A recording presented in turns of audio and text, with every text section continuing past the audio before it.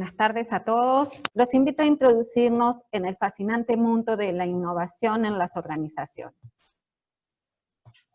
Voy a introducir algunas de las herramientas de gestión que hoy en día son utilizadas para mejorar su efectividad. Comencemos por preguntarnos por qué innovar, ¿no? ¿Por qué la necesidad de las organizaciones, de las empresas para innovar? Hay un factor clave que es el crecimiento sostenido, ¿no? La viabilidad económica, el bienestar creciente, lo que lleva necesariamente a un desarrollo de la sociedad. Como pueden ver en la figura que les adjunto, que está en el lado derecho de la presentación, los datos nos muestran que los países con empresas más innovadoras son los mismos en los que su población presenta los mayores niveles de ingreso, ¿no? Asimismo, la innovación nos asegura mayor crecimiento, mayores ingresos, mayor rentabilidad para las empresas y mayor competitividad. Por supuesto, ayudan a mejorar, a disminuir los costos y los desperdicios, y por lo tanto tenemos una mayor productividad y eficiencia de los recursos que utilicemos como empresa. La innovación en productos o servicios hace que renovemos en forma sostenida nuestro portafolio de ofertas. Hay una mayor capacidad de la organización, de la empresa, en atraer posibles socios, colaboradores y también a captar financiamiento disponible. Por supuesto, mejora su reputación y la valoración que el entorno hace de la organización. Hay una mayor facilidad para que la empresa cumpla con las regulaciones que puedan estar planteadas y demás requisitos. El personal de la organización está más comprometido y empoderado porque es un requerimiento si queremos ser exitosos en llevar adelante las innovaciones, y por supuesto mejora la sostenibilidad y la resiliencia de la empresa. Comencemos por unificar criterios en cuanto a qué entendemos por innovación. Para ello, lo mejor es tomar una definición que haya sido consensuada por un número importante de actores, por lo cual recurrimos a normativa internacional en la materia. En la presentación incluí la definición contenida en la normativa europea, que considera que innovación es la implementación de un producto, ya sea un bien o un servicio, o un proceso nuevo o significativamente mejorado, de un nuevo método de marketing o un nuevo método organizativo, en las prácticas del negocio, en la organización del lugar del trabajo o en las relaciones externas. Acá las palabras claves de la definición están en cuanto a que es algo nuevo o significativamente mejorado y que debe ser introducido, ¿no? Esta definición data del 2013. Más recientemente, incluimos la definición que trae la norma ISO 56000, que fue aprobada el año pasado, durante el transcurso del año 2019, en que es mucho más corta, ¿no? Y más concisa, digamos. La definición que hace esta norma de innovación es que es una entidad nueva o modificada que realiza o redistribuye valor. Primero que nada, podemos hacer algunos aportes a dicha definición, ¿no? La novedad y el valor son relativos en esta definición. ¿Y por qué está dada? ¿Por qué la determina? Pues bien, la determina la percepción de la empresa y las partes interesadas de esta, ¿sí? También una innovación, entendemos, es una entidad nueva o modificada, puede ser de producto, de servicio, de proceso, de modelo, de método, ¿no? A diferencia de la definición anterior que precisaba los tipos de innovación, esta nueva definición es totalmente abierta. Es la empresa con sus grupos de interés los que definen qué es innovación y qué tipo de innovación se trata. Otra cosa importante de esta última definición es que la innovación es un resultado, ¿sí? La palabra muchas veces la utilizamos para cuando nos referimos a actividades o a procesos, ¿sí? Pero que dan un cierto resultado. El resultado para esta definición es la innovación.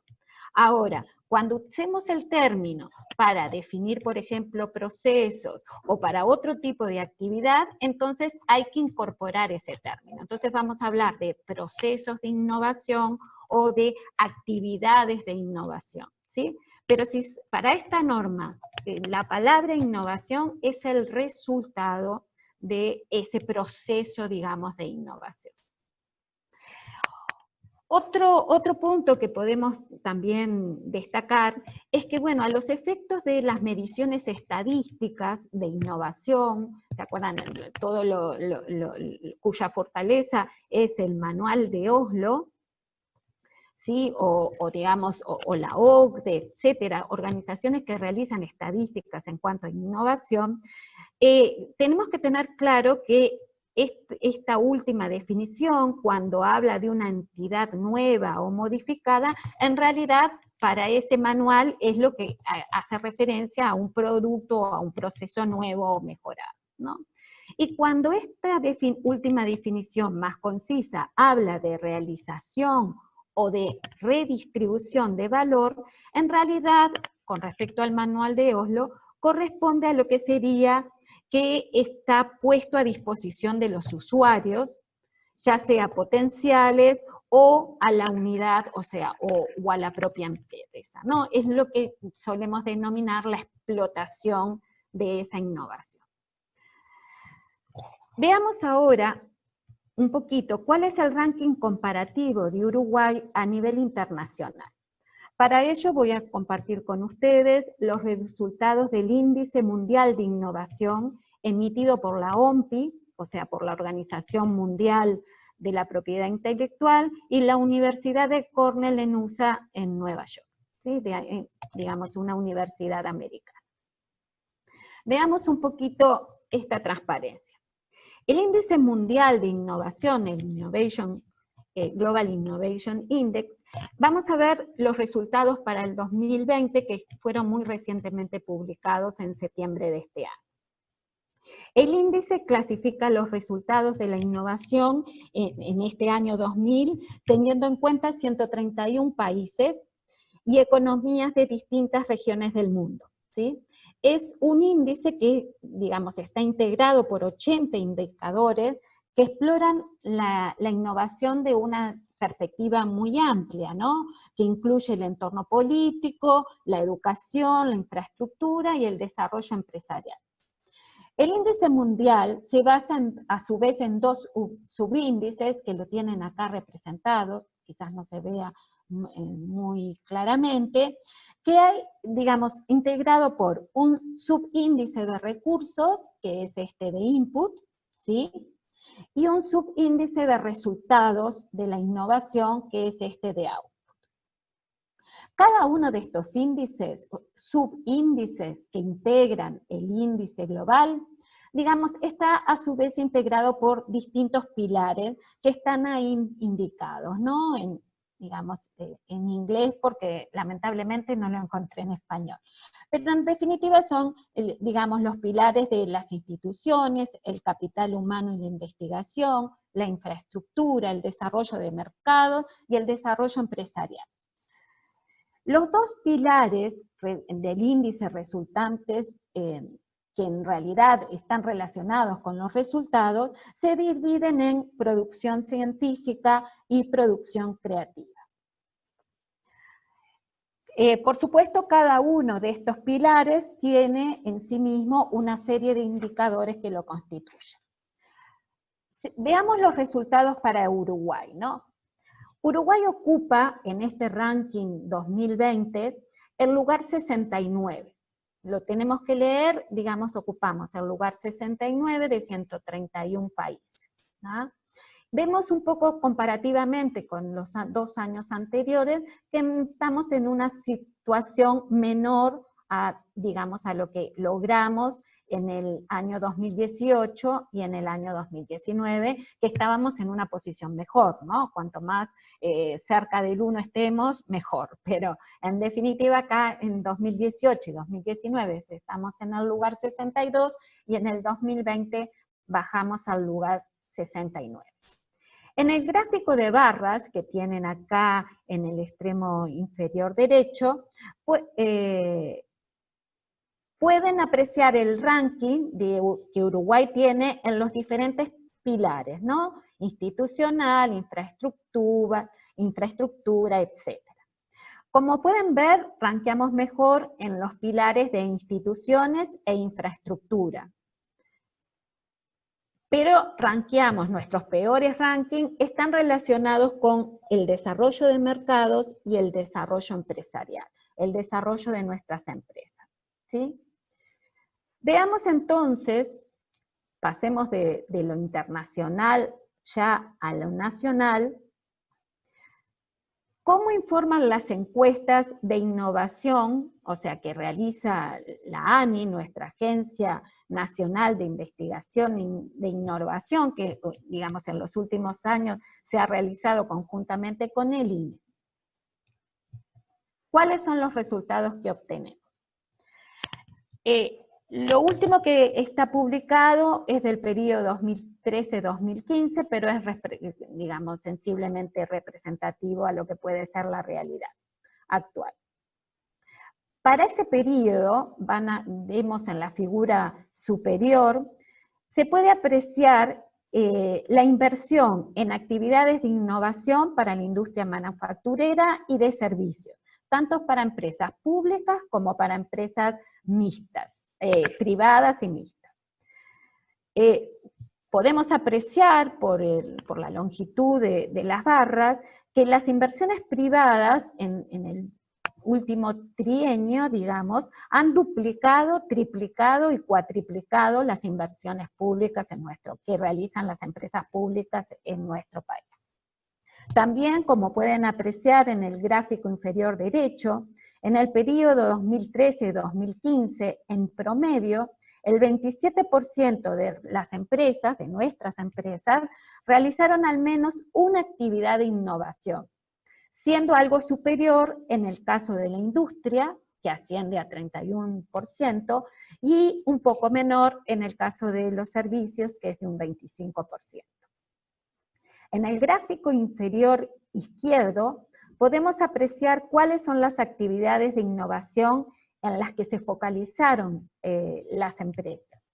Las industriales, principalmente, focalizaron sus actividades de innovación en adquisiciones de bienes de capital en un 22%, y las de servicio, a su vez, se focalizaron principalmente en adquisición de tecnologías de la información, en un 13%, lo cual es similar para ese tipo de actividad de innovación al, digamos, al resultado para las empresas industriales. Podemos ver que solo el 10% de las empresas manifestaron haber realizado en ese periodo alguna actividad de investigación y desarrollo, con muy pequeñas diferencias si se trataba de empresas industriales o de servicios. Las actividades de investigación y desarrollo internas son alrededor de, digamos, ascienden a un 8% de las empresas que declararon haber realizado ese tipo de investigación y desarrollo, y las externas descienden a un 2%. ¿Sí? Veamos ahora las cifras que nos muestran los próximos gráficos. En el gráfico superior de barras, donde se muestran los porcentajes de innovación por tipo, vemos que las empresas uruguayas para este periodo innovaron en proceso en un 16%, en producto en un 15%, en organización un 13% y en comercialización un 6%.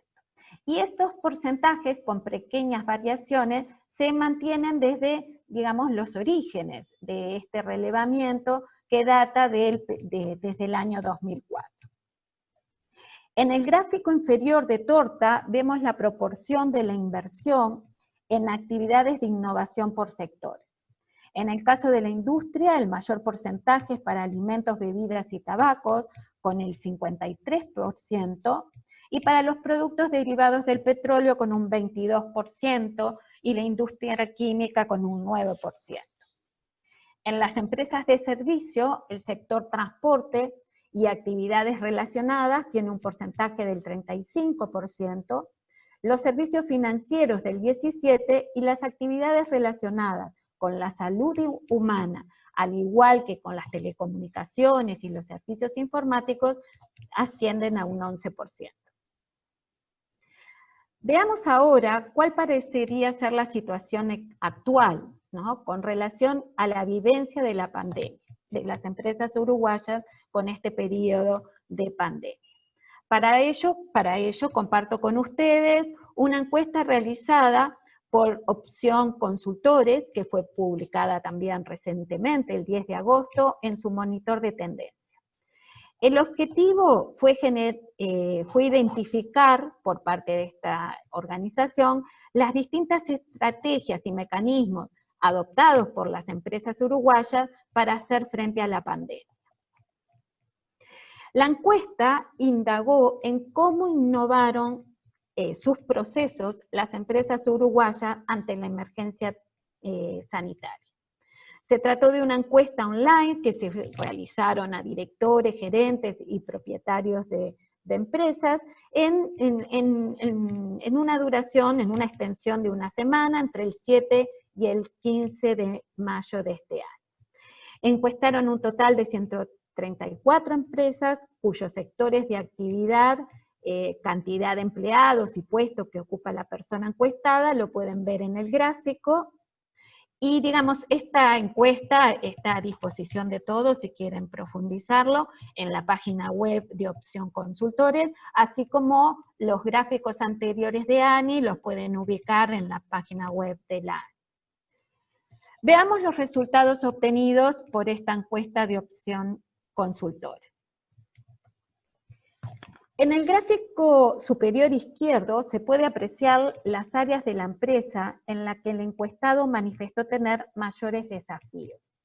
El área de ventas fue indicada por el 67% de los comercios, el 69% de las industrias, el 52% de los servicios, y un porcentaje muy inferior con respecto a las empresas de la construcción, pero que ascendió a un 50% de las empresas agropecuarias. O sea, el foco durante la pandemia, las empresas lo pusieron en las ventas, lo cual, digamos, para todos es lógico. Las principales modificaciones a sus procesos de venta han estado relacionadas con la venta por canal de e-commerce o a través de las redes sociales, como pueden apreciar en el gráfico de barras horizontales que tienen en la imagen. Cuando se les pregunta a las empresas en qué áreas debería capacitarse para hacer frente a la nueva normalidad, la respuesta mayoritaria de las empresas fue hacia las nuevas tecnologías, como pueden ver, un 66%, seguido por técnicas de venta y de e-commerce, 45 y 41%, como pueden ver ahí, y de marketing en un 35%. En resumen, lo que vimos hasta ahora. A través del Índice Mundial de Innovación, vimos nuestra ubicación como país en el ranking internacional, donde nuestro resultado más crítico está relacionado con el desarrollo de los mercados y el desarrollo empresarial. Luego, a través de la encuesta de ANI, que relaciona las actividades de innovación, tomamos contacto con que solo el 27% de las empresas uruguayas realizan al menos una actividad de innovación y solamente alrededor de un 10% realiza actividades de investigación y desarrollo. En este periodo de pandemia, el 56% de los encuestados por Opción Consultores mencionan que los mayores desafíos empresariales se encuentran relacionados al área de ventas. Adoptar tecnologías, generar capacidades en las empresas para poder utilizarlas como herramientas de diferenciación, o de eficiencia es el mayor desafío que las empresas enuncian actualmente, y está referido principalmente a la capacitación de los colaboradores para hacer frente a la nueva normalidad. Obviamente, una inquietud que nos surge es conocer cuáles son las herramientas que los países referentes, aquellos que, digamos, puntean en ranking en niveles superiores a los nuestros, por lo menos en los primeros 10 o 15, utilizan para promover la innovación en sus empresas, ¿no? Digamos, la caja de herramientas es muy vasta, o sea, hay muchas herramientas de origen económico, tecnológico y demás. Vamos solo a profundizar en alguna de ellas, principalmente tomando como referencia la Unión Europea. Muy recientemente, la Unión, tan recientemente que es del 16 de septiembre, parece que todo se hubiera concentrado en publicarse en septiembre de este año, la Unión Europea realizó un seminario donde intercambiaron más de 850 personas sobre reforzar las normas y los estándares europeos para dinamizar el Pacto Verde, ¿sí? Como pueden ver ahí. Siendo factores claves la normalización para afrontar los retos del Plan de Recuperación Europeo que denominan verde, digital y resiliente. Europa no tiene dudas acerca de que las normas reducen los costos, promueven la innovación, garantizan la interoperabilidad entre los diferentes dispositivos y servicios y ayudan a las empresas a acceder a los mercados. Entiende que ha sido una exitosa herramienta, la normalización, para la implementación de políticas públicas europeas durante los últimos 30 años. Y así lo manifiesta. Las normas no son un fin en sí mismo, sino que sirven para que las organizaciones, las empresas, logren los objetivos estratégicos definidos. Y relaciona la estrategia de la Unión Europea con las normativas de que dispone, ya sea para lo que denominan el Pacto Verde, la conectividad o la sostenibilidad. Quizás ya tienen conocimiento de lo que puede ser el Pacto Verde Europeo, pero para aquellos que no, se lo digo muy, someramente, que en realidad el Pacto Verde Europeo es una hoja de ruta de la Unión Europea para, digamos, lograr una economía sostenible, ¿no? O sea, ellos plantean una nueva estrategia de crecimiento para transformar la Unión Europea en una economía moderna, eficiente en el uso de los recursos y competitiva. ¿Ah? Y se plantean como objetivos estratégicos que dejen de producir emisiones de gases de efecto invernadero para el 2050, lo cual es todo un desafío, que el crecimiento económico de la Unión Europea esté disociado del uso de recursos físicos, ¿sí? Y que no haya personas ni lugares que se queden atrás. O sea, digamos que el crecimiento de alguna forma sea para todos los países de la Unión. En definitiva, la Unión Europea pone un fuerte enfoque en lo que son las normas. Veamos entonces cuáles son las normas relacionadas con la gestión de innovación que sirven para que las empresas logren sus objetivos estratégicos relacionados con esta temática. Indaguemos sobre cuál ha sido el camino europeo, pero también cuál ha sido el camino internacional. En realidad, si vemos el camino europeo, nos remontamos al año, digamos, 1998, donde España publica unas primeras guías, digamos, para ayudar a la gestión de innovación de las empresas españolas, ¿sí? Al año siguiente, los ingleses publican una guía muy completa, que está vigente aún al día de hoy, que es la British Standard, la 7000/1 sobre gestión de innovación.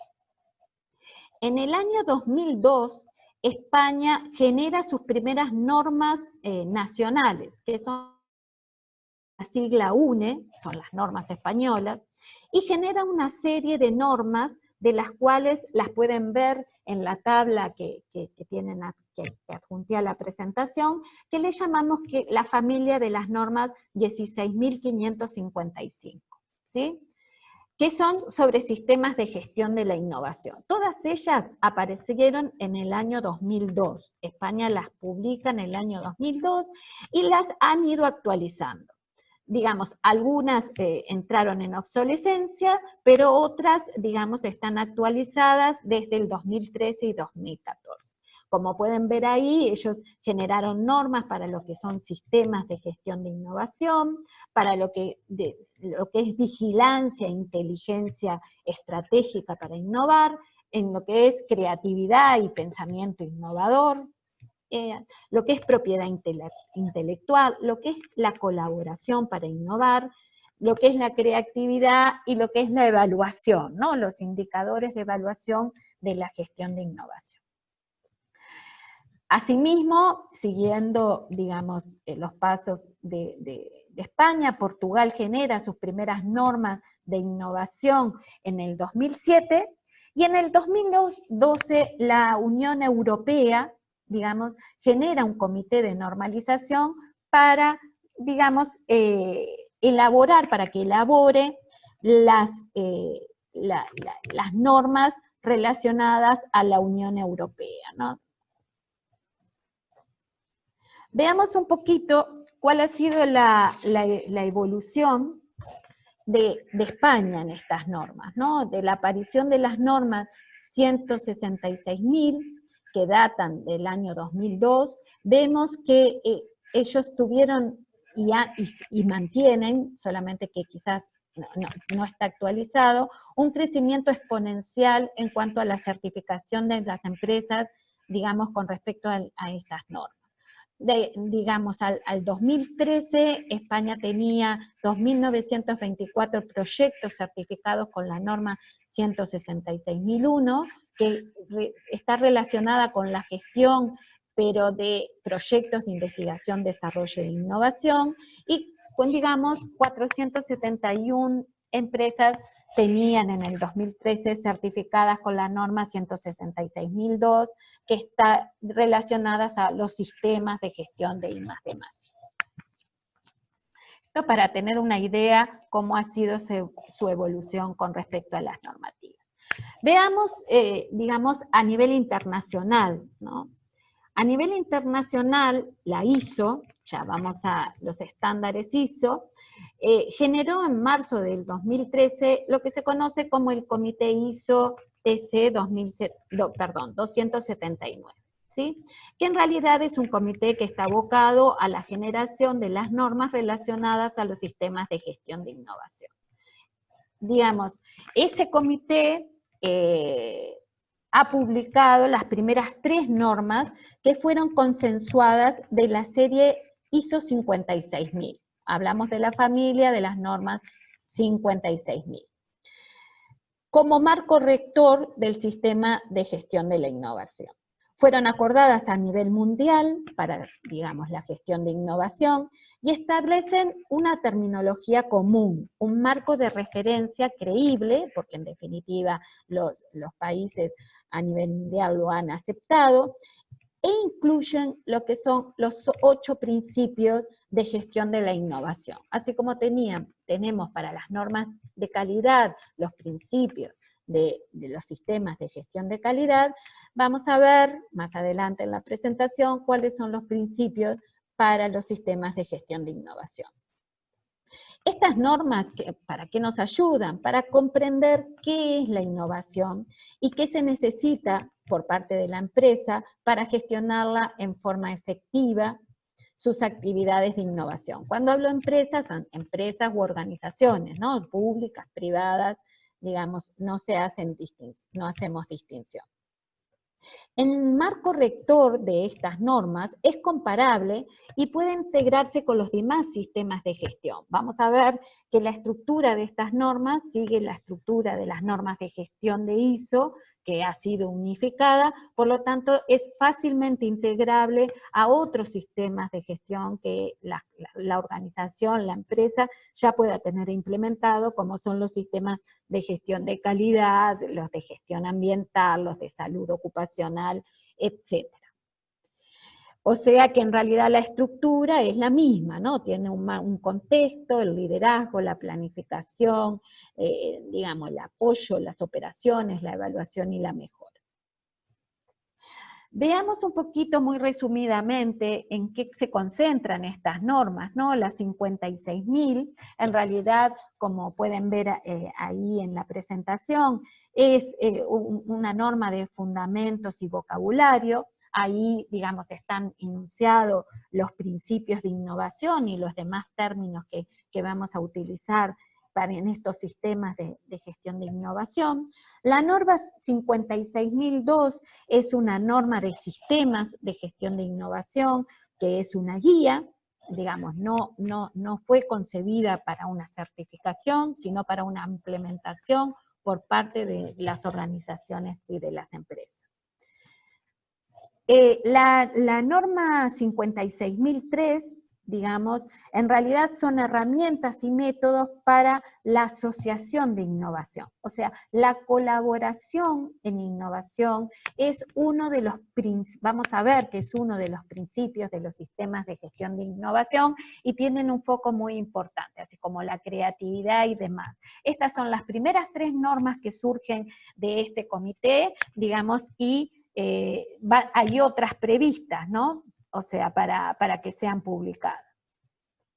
Lo importante es tener en cuenta que en los próximos, seguramente en los próximos meses, no más de un año, por el avance que tienen las normas, van a surgir otra serie de normas, como son las 56.004, que es, digamos, con respecto a evaluar, digamos, la gestión de innovación en una organización, o, digamos, las 56.005, que está relacionada a la gestión de la propiedad intelectual, y es una orientación, o, por ejemplo, la 56.006, que va a estar orientada a la inteligencia estratégica, ¿no? A las actividades de vigilancia y prospectiva del entorno externo. La gestión de ideas va a tener su norma en forma específica, que va a ser la 56.007, y herramientas y métodos para medir la operación de innovación, que va a ser la 56.008. En definitiva, estas normas, digamos, van a poner foco en distintos elementos de la gestión de innovación, que están relacionados también con los principios rectores, ¿no? 8 principios que forman la base para gestionar las actividades de innovación y están, ya sea directa o indirectamente, incluidos en todas estas normas de la familia 56. Veamos un poquito, y en forma resumida, cuáles son esos principios, ¿no? El primer principio es poner foco en realizar valor, ¿no? La realización de valor.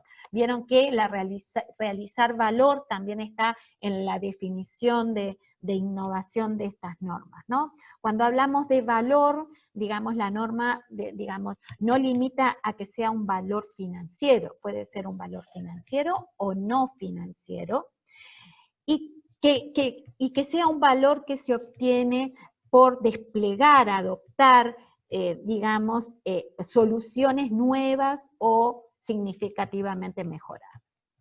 El otro principio, el segundo principio, son líderes enfocados en el futuro. Cuando hablamos de liderazgo a todo nivel de las organizaciones. Aquellos líderes que, impulsados por la curiosidad, desafían el status quo, construyen una visión, un propósito, inspiran y logran el compromiso de las personas en pos de esos objetivos que quieren alcanzar. El tercer principio es el principio de dirección estratégica. la dirección de las actividades de innovación, o sea, va a estar basada, como todas las normas de este tipo, digamos, en objetivos alineados y compartidos, que sean ambiciosos, y que estén apoyados por las personas y por los recursos necesarios. La cultura de innovación, ¿no?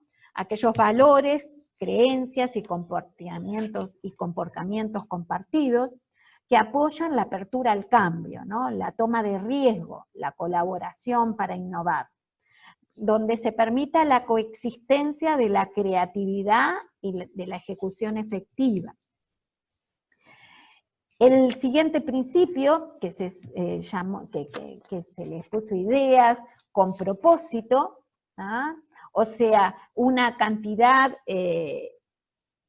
de fuentes internas y externas para construir sistemáticamente conocimientos profundos, para explotar necesidades que hayan sido identificadas, ya sea que éstas hayan sido enunciadas o no. El siguiente principio de gestión de la incertidumbre, ¿sí? A partir del cual los riesgos y las incertidumbres se evalúan, se aprovechan y luego se gestionan, aprendiendo de la experimentación sistemática y de los procesos iterativos. Vamos a ver más adelante esto de los procesos iterativos, el proceso de innovación es uno de ellos, dentro de una cartera de oportunidades que hayan sido identificadas. El penúltimo principio de adaptabilidad y resiliencia, que tiene que ver con los cambios en el contexto de las organizaciones, que sean abordados mediante adaptación oportuna de su estructura, la flexibilidad de la organización para adaptarse a los cambios, ya sea cambios en su estructura organizativa, funcional, cambios en sus procesos, cambios en sus competencias, en las competencias del personal, cambio en los modelos de realización de valor que la organización tenga. Pensemos en nuevos modelos de negocio, por ejemplo, de forma de maximizar las capacidades de innovación que la organización tenga.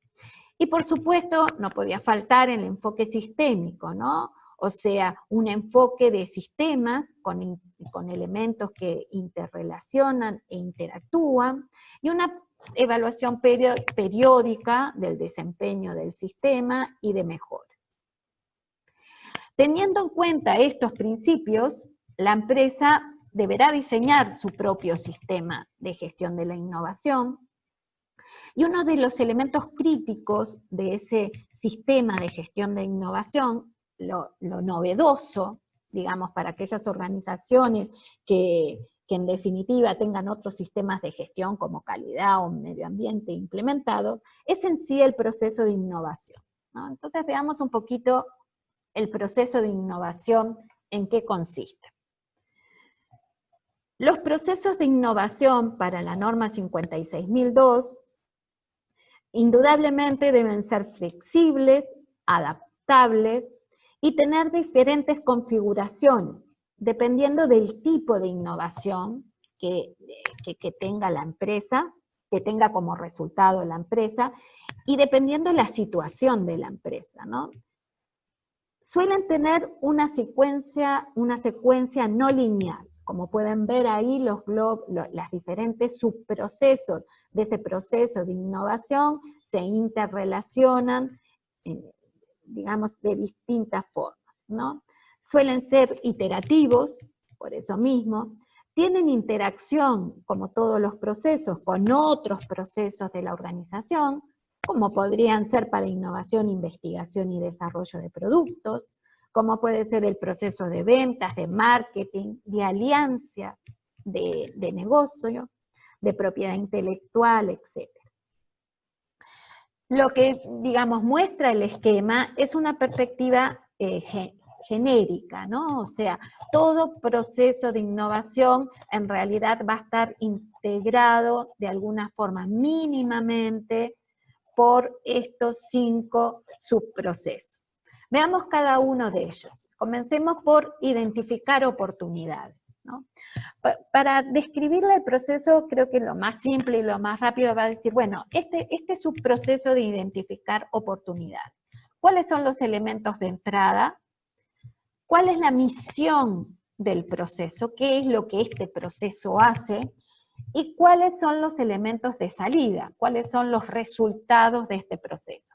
Evidentemente, lo que sean los elementos de salida del proceso de identificar oportunidades van a ser los elementos de entrada al proceso, al subproceso, a la etapa de crear conceptos. Y lo que sean los elementos de salida de este subproceso de crear conceptos, va a ser los elementos de entrada a validación y demás. Entonces veamos un poquito cada uno de ellos. Lo que tienen acá adjunto a cada etapa de proceso, a cada subproceso, es la misión. ¿Qué es lo que ese proceso hace o debería hacer? ¿Sí? Por ejemplo, identificar oportunidades. Ahí tenemos requerimos de ciertos elementos de entrada, la norma, digamos, 56002 los puntea todos ellos, como, digamos, suele suceder con este tipo de normas de ISO. Entonces, básicamente los elementos de entrada, el primer disparador, son los conocimientos que pueda tener la empresa y el conocimiento interno y el conocimiento de su contexto externo e interno. ¿Cuál es el propósito de la innovación? O sea, ¿cuál es la definición? ¿Qué propósito tiene la innovación en esa empresa en particular?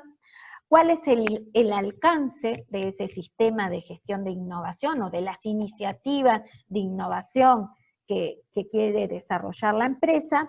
Y, digamos, en ciclos, digamos, porque esto es cíclico, van a ver acá en esta flecha también, tenemos como el elemento de entrada lo que son las lecciones aprendidas de las iniciativas anteriores de innovación, ¿no? No estamos en un proceso lineal, sino que estamos en un proceso cíclico. ¿Cuál es la misión de este proceso? Como ahí está detallado, su misión es adquirir información y conocimiento. ¿Qué información y conocimiento? Bueno, aquella relacionada sobre necesidades y expectativas, hayan sido estas declaradas o no. Adquirir información y conocimiento sobre tendencias y retos que sean relevantes, ya sea a partir de los competidores, a partir de las tecnologías, de la propiedad intelectual, de los conocimientos de los mercados. Identificar y definir oportunidades o áreas de oportunidad. O sea, cuando hablamos de identificar áreas de oportunidad, hablamos de poder identificar y definir el impacto que se va a lograr con una innovación, el valor que se va a realizar a partir de ella, pero también una declaración de problemas, ¿no? ¿Cuáles son los problemas con los que nos podríamos encontrar, entre muchas otras cosas? Y otra cosa que en este proceso se hace es priorizar las oportunidades. O sea, identifico las oportunidades, pero también este proceso es el proceso que las prioriza. Para esto, digamos, se cuentan con diferentes herramientas. La norma solamente las nombra, ¿no? Ninguna de estas herramientas es taxativa. La empresa, digamos, la organización dirá con qué herramientas, digamos, desarrolla esta etapa de proceso, pero pensemos que pueden ser estudios comparativos, estudios de tendencia, análisis prospectivo, vigilancia, grupos de discusión, análisis de riesgo, diferentes escenarios, búsquedas bibliográficas, ya sea internas y externas, búsqueda de información, ¿no? ¿Cuáles son los elementos de salida a esta etapa del proceso, o también subproceso? Bueno, por un lado, comprender el valor potencial que se va a lograr, o sea, comprender el impacto que pueda llegar a tener, digamos, la solución o la idea que podemos estar planteando. Ver qué áreas de oportunidad tenemos, las oportunidades o los problemas que podemos llegar a identificar, que debemos haber definido y priorizado durante este proceso. Y también comprender el estado del arte, ¿no? O sea, cuando hablamos de estado del arte es cuál es la situación a nivel local, pero también la situación a nivel internacional, dependiendo del alcance que vaya a tener esa innovación. De identificar oportunidades pasaríamos a crear conceptos.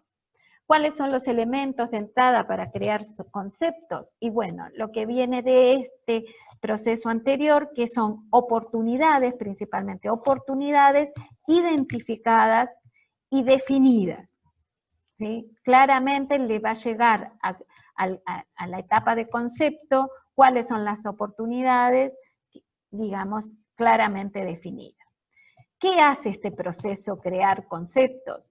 Este proceso de crear conceptos es el proceso que genera las nuevas ideas, las potenciales soluciones o combinación entre ideas y soluciones ya existentes, que pueden provenir de fuentes internas o externas, que pueden ser utilizadas a partir de soluciones creativas de problemas, ideación u otros métodos, cualquiera de los que la empresa tenga disponible. Es parte de este proceso también investigar, documentar y evaluar esas ideas y soluciones potenciales.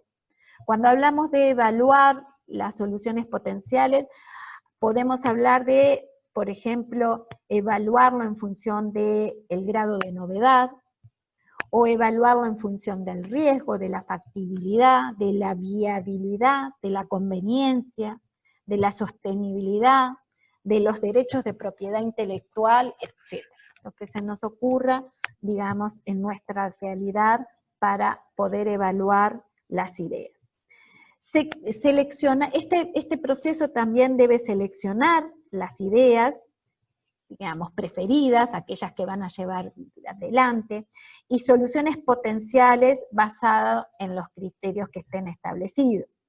Debe desarrollar conceptos a partir de las ideas y de las soluciones potenciales planteadas, incluyendo la propuesta de valor. Y debe desarrollar alternativas sobre cómo se puede realizar el valor. Por ejemplo, debe desarrollar alternativas sobre potenciales posibles modelos de negocio o, digamos, la forma operacional a futuro que deberíamos implementar, o el marketing que a futuro podemos tener necesidad de implementar.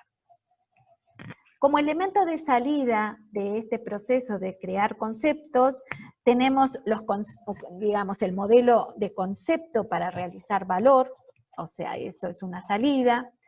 También tenemos la comprensión de las incertidumbres, ¿no? La comprensión de las incertidumbres críticas y la evaluación inicial de riesgo, ¿no? El grado de novedad y lo que a futuro vamos a tener que modificar con relación a los procesos operativos o a la estructura de nuestra organización. La siguiente etapa, el siguiente subproceso, es validar conceptos. Por supuesto, el elemento de entrada a este proceso son los conceptos ya creados durante la etapa de creación de conceptos. ¿Qué hace esta etapa? Y bueno, esta etapa valida los conceptos, ¿no? O sea, hace la validación de esa versión inicial del concepto. Para hacer la validación, la norma aconseja, digamos, más de un enfoque, ¿no? Puedo validar por ensayos, por experimentos, por pruebas, pilotos, por estudios, pero la norma lo que nos da como buena práctica es utilizar más de un enfoque de validación. Debe abordar el concepto a partir de las incertidumbres, las hipótesis, los supuestos más críticos que fueron elaborados. A partir de esos elaboración, tiene que aprender, retroalimentarse y crear nuevos conocimientos. Eso se hace en esta etapa de validación. Debe ajustar y mejorar el concepto basado en las lecciones aprendidas que va adquiriendo y la retroalimentación y el conocimiento adquirido. Debe evaluar la factibilidad del concepto y si es necesario abordar las incertidumbres remanentes, o sea, a través de hipótesis o de supuestos adicionales, y debe considerar validaciones adicionales en caso de ser necesario en función de esa retroalimentación y ese aprendizaje. Como elementos de salida de la etapa de validar conceptos, en realidad tenemos los conceptos validados o pruebas de conceptos con niveles aceptables de incertidumbre. También tenemos relaciones con los usuarios, ¿no? Con los usuarios, con los clientes, con los aliados del negocio y con demás partes interesadas que pueda determinar la empresa, por la propia naturaleza de la validación de los conceptos. Y, por supuesto, nuevos conocimientos. Como ven, digamos, en esta etapa de validación de conceptos, podríamos llegar a volver a la etapa de identificar oportunidades en función de lo que resulte de los resultados de este proceso, o podríamos seguir a la etapa siguiente, lógica, que es desarrollar soluciones, o dependiendo de la simplicidad que pueda tener esos nuevos conceptos, ir directamente a desplegar la solución. Pero vayamos por la etapa, digamos, lógica siguiente, que sería desarrollar la solución. El elemento de entrada de esta etapa son los conceptos validados, y la misión, como pueden tener, digamos, ahí detallado, digamos, brevemente, en realidad lo que busca esta etapa es convertir el concepto en una solución funcional, pero además, digamos, de solución funcional, esto incluye el modelo de realización de valor, ¿no? O sea, cómo voy a obtener valor a partir de ese concepto que voy a desarrollar. También tenemos que en esta etapa definir si vamos a desarrollar la solución internamente o a través de actores externos, o requerimos la adquisición, o por ejemplo la vamos a licenciar, vamos a hacer alianzas de negocio con otros, vamos a hacer una contratación externa. Bueno, todo eso lo tenemos que considerar durante la etapa de desarrollo de solución. También tenemos que identificar y abordar los posibles riesgos que tenga la etapa futura, ¿no? O sea, tenemos que prever los riesgos que pueda tener la etapa de despliegue de las soluciones, tenemos que identificarlos y abordarlos. Ahí, por ejemplo, pueden ser requisitos legales, riesgos debido a la escalabilidad, riesgos, digamos, debido al momento en que realizaríamos ese despliegue de la solución. También tenemos en esta etapa desarrollar soluciones, asegurarnos si la solución necesita ser protegida, si tenemos que ir a un registro de propiedad intelectual o si la vamos a proteger por confidencialidad, etcétera. Eso lo determinamos en esta etapa. Y también debemos identificar y desarrollar las capacidades que vamos a requerir en la etapa siguiente de despliegue, ¿no? Las tenemos que prever, por ejemplo, si vamos a requerir hacer una promoción, si vamos a requerir cambios en la producción, si vamos a tener que hacer, como decíamos, alianzas de negocio, etc. ¿Cuáles son los elementos de salida de esta etapa? Y bueno, son soluciones desarrolladas con modelos de realización de valor, o sea, tenemos todos los elementos para después entrar en la etapa de despliegue, la propuesta de valor, capaz que si hay alguno relacionado con emprendedores, digamos, puede ser la propuesta, ¿cuál es la propuesta de valor de ese desarrollo que estamos haciendo? ¿Cuáles son los planes de actividad? O sea, los recursos, digamos, con las relaciones, las competencias, todos los elementos para que después, durante el despliegue, podamos implementar esa solución, incluyendo también las necesidades relacionadas a la propiedad intelectual.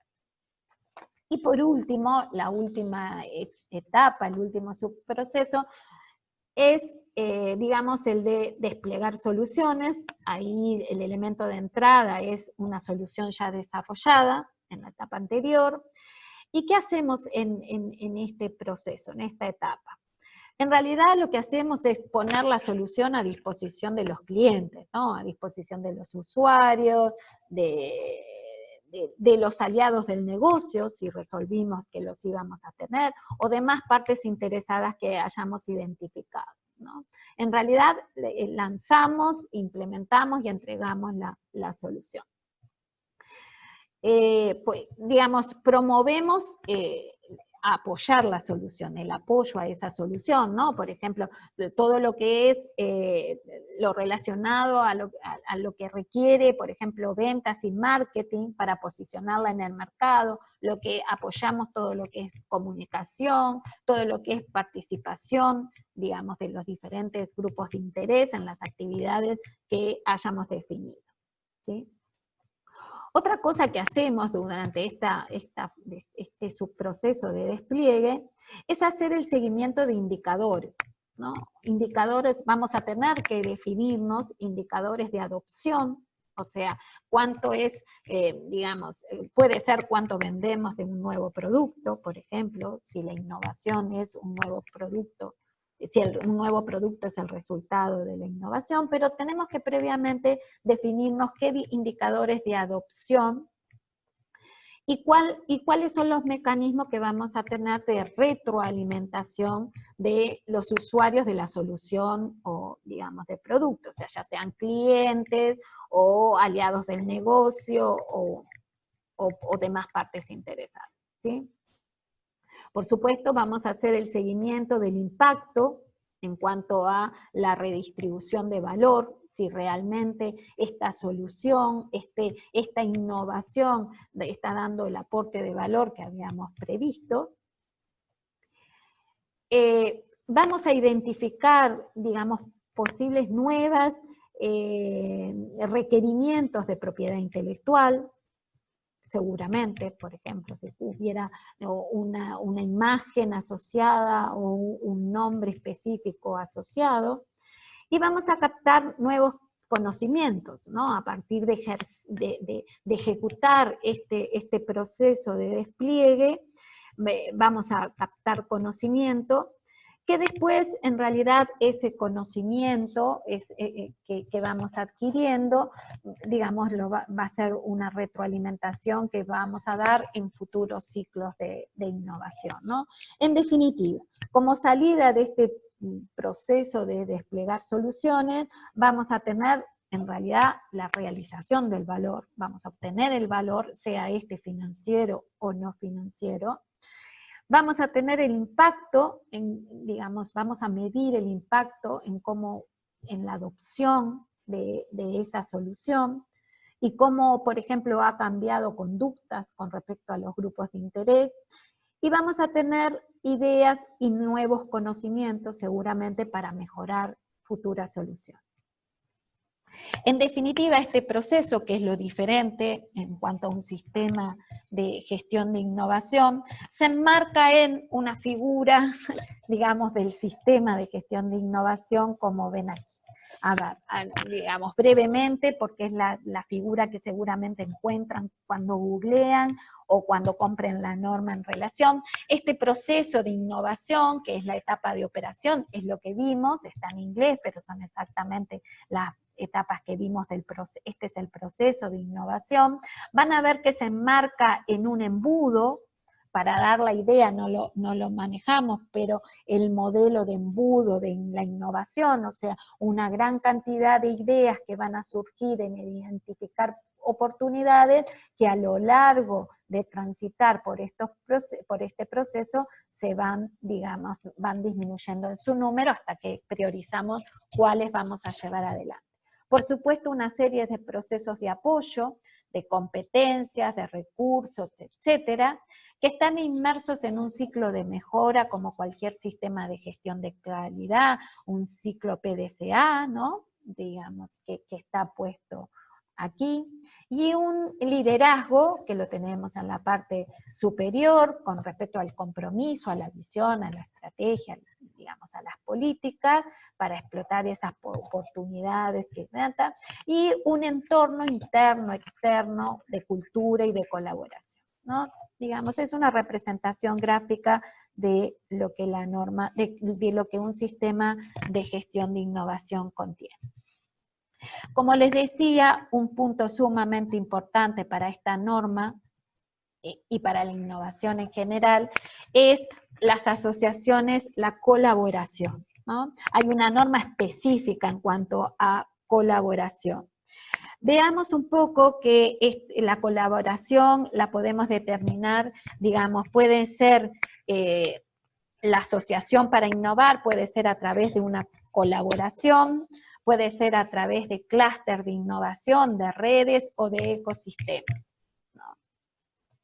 Veamos muy brevemente qué es cada uno de ellos. Cuando hablamos de innovación colaborativa, en realidad hablamos de un proceso abierto que puede aprovechar tanto conocimiento propio, o sea, que tenga la organización, como de otras empresas o de colaboradores, ¿no?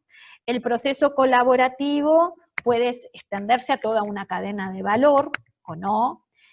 Incluso puede buscar colaboración con otras organizaciones que nos complementen, podemos hacerlo, para de forma, digamos, de lograr una evolución de todos los actores, ¿no? En realidad, la innovación colaborativa a las empresas, a las organizaciones, les suele aportar en múltiples aspectos, digamos, ¿no? Genera alianzas a largo plazo, basados en confianza, digamos, porque debemos conseguirla, genera nuevas oportunidades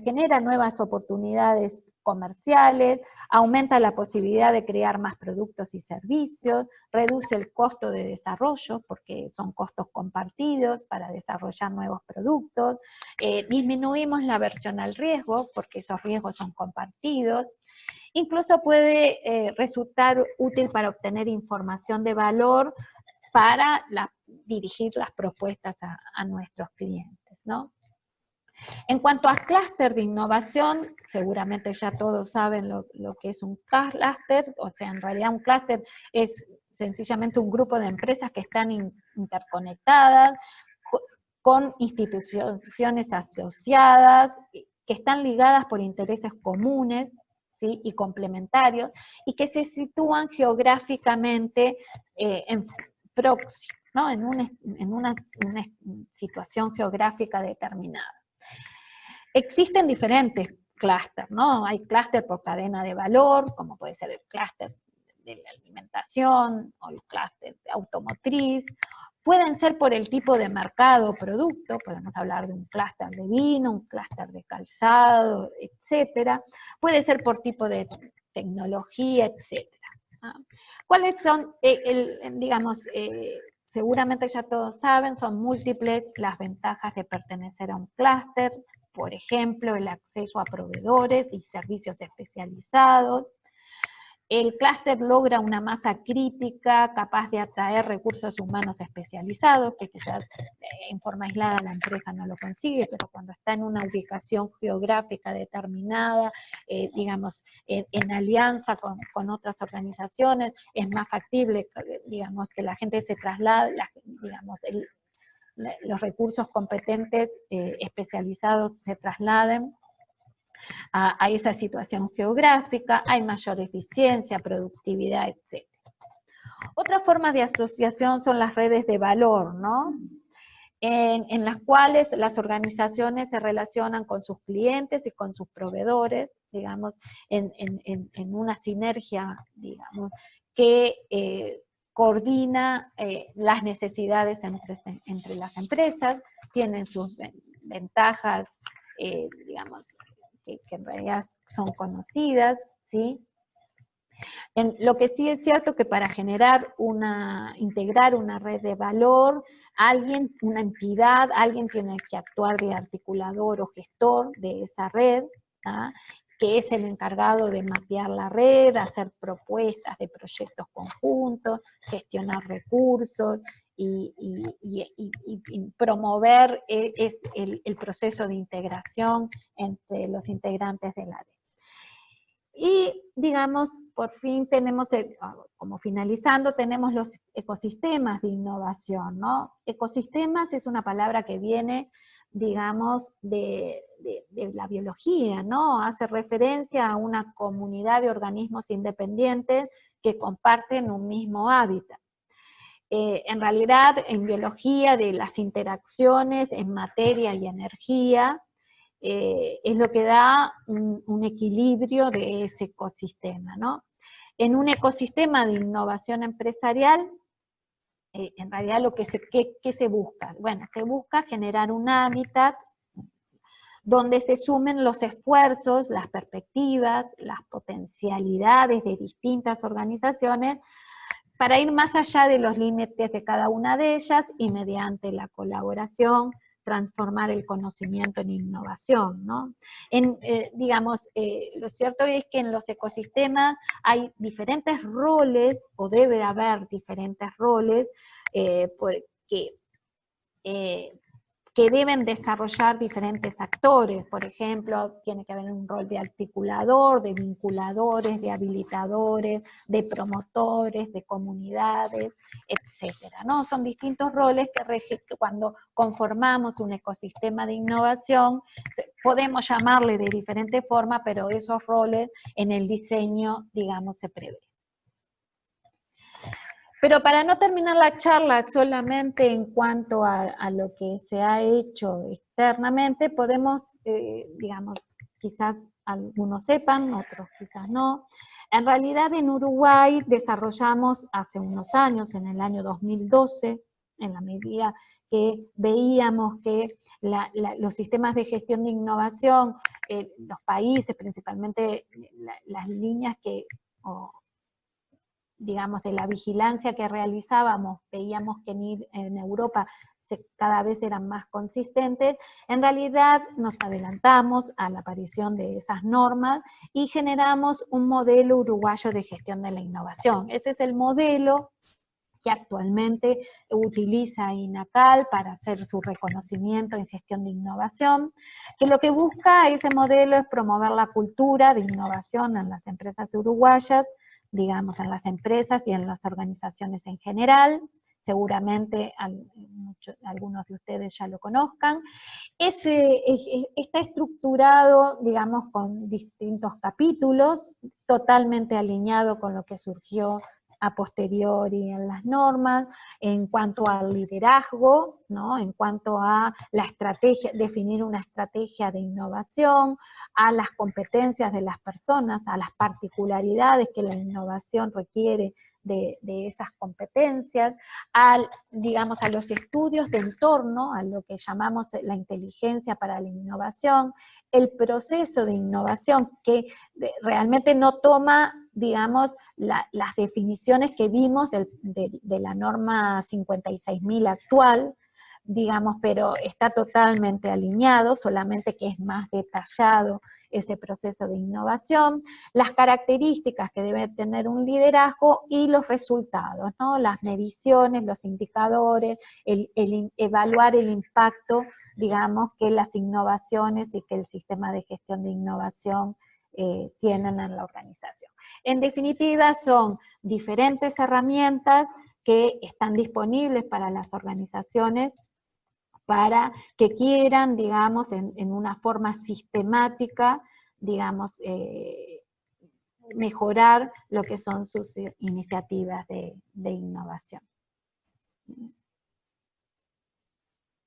Específicamente en ese capítulo resultado van a ver, o sea, este modelo es público, lo pueden bajar de la página web de INACAL, y lo que hace en ese capítulo de resultados en modelo es verificar el desempeño, ¿no? Lo que le decía, ver cuál es el impacto de la organización, de la innovación en la organización. Y por acá termina esta charla. Les agradezco mucho, digamos, la presencia, espero que les haya servido, digamos, la información que hemos compartido en estos minutos, y los aliento realmente a trabajar en forma sistemática la innovación en sus organizaciones. Muchas gracias.